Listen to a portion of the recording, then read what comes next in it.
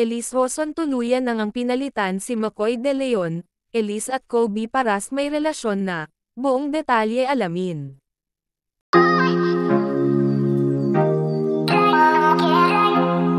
Matapos ang 5 taong pagsasama ni McCoy De Leon at Elise Hoson, ay tuluyan na nilang winakasan ang kanilang relasyon noong July 25, 2025.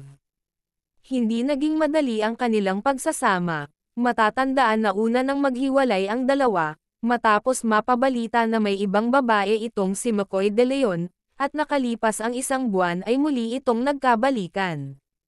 Naging maayos ang kanilang pagsasamang muli, hanggang sa naging isyo na naman ang third party sa kanilang relasyon, kung saan, ay nalink naman itong si Elise Hoson kay Joshua Garcia, at nakita pa ang dalawa, sa isang event na naghalikan habang si McCoy ay nandoon din sa event ng panahon na iyon, bagamat naging tahimik ang dalawang kampo sa naging isyo, pero nakumpirma ito sa nakakita sa dalawa mismo sa kanilang ginagawa. At noong July 25 nga ay inamin mismo ni McCoy De Leon at Elise Hoson ang kanilang hiwalayan, sabi pa ng dalawa, na pareho nilang ginusto ang desisyon na wakasan na ang kanilang pagsasama dahil hindi na daw sila masaya sa isa't isa, kumbaga na out of love na sa isa't isa.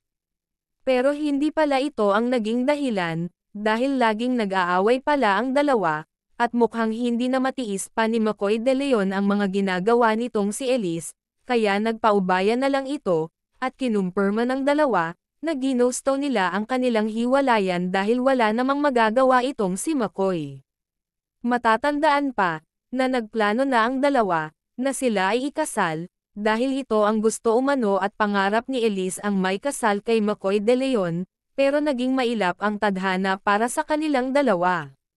Samantala, naging isyo naman ang laging pagkikita at ang laging magkasama ni Kobe Paras at itong si Elise Hoson na mukhang nagkamabutihan na ang dalawa.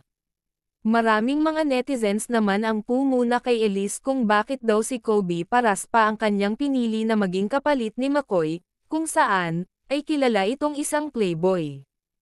Ilang beses na kasi nagkaroon ng iba't ibang babae.